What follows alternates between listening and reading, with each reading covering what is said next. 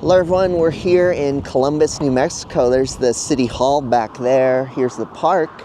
And unfortunately, this is a fine example of what not to do with EV charging and how ChargePoint's business model is quite poor at times and doesn't work. You can see this site here, it was installed over a year ago, but you can see here it's totally unpowered or shut down. I think the meter still has power, so they turned these units off because they didn't work. And they haven't sent anyone to fix these units.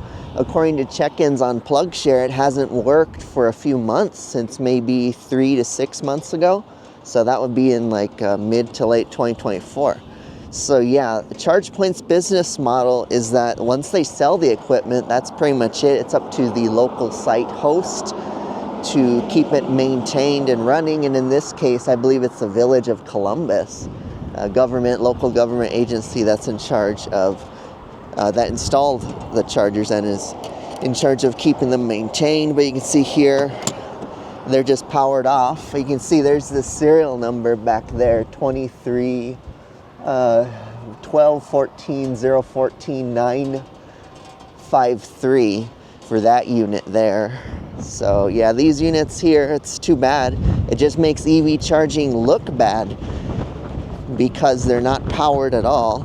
They're broken, and there's not even a sign that says they're out of order. So people just pass by here and say, oh, it's EV charging, and then no one maintains it and no one keeps it working. Maybe they think it's still under construction or something. But yeah, so that is quite unfortunate. ChargePoint themselves, they really don't own that many sites.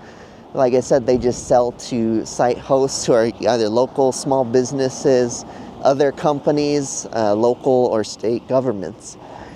So yeah, this is an example of ChargePoint not doing their part. They should really be working with the local government and at least putting announcements on the listing there on ChargePoint.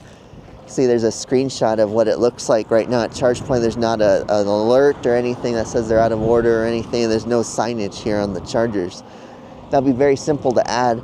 And then taking a look at another example is in northeast New Mexico. You can see there's the map of this other station. Now this is quite poor. This is a station that was installed literally in the middle of a field. And this was installed way back in 2023. So it's been over 1 year that they sat those chargers there in the field.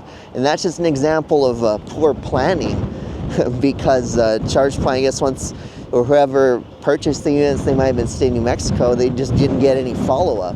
So ChargePoint didn't follow up on the installation process or even getting them installed in the right place. You can see they're so far away from the road there. They're just in a grass field there, and in the winter it just fills with snow. So they're just in the middle of nowhere, no electrical nearby or anything like that. So that makes EV charging look like a joke. So yeah, ChargePoint really needs to step it up and have some better management and oversight of their units, even though once it's sold, it seems like they don't care. That's just quite poor because their name is on the unit. Their branding is on the unit. Even if somebody wrapped these chargers with their own custom branding, ChargePoint's still at the top, and obviously still use the ChargePoint app to activate. So they should really take more pride in their reputation. But that's going to be pretty much it for this video here.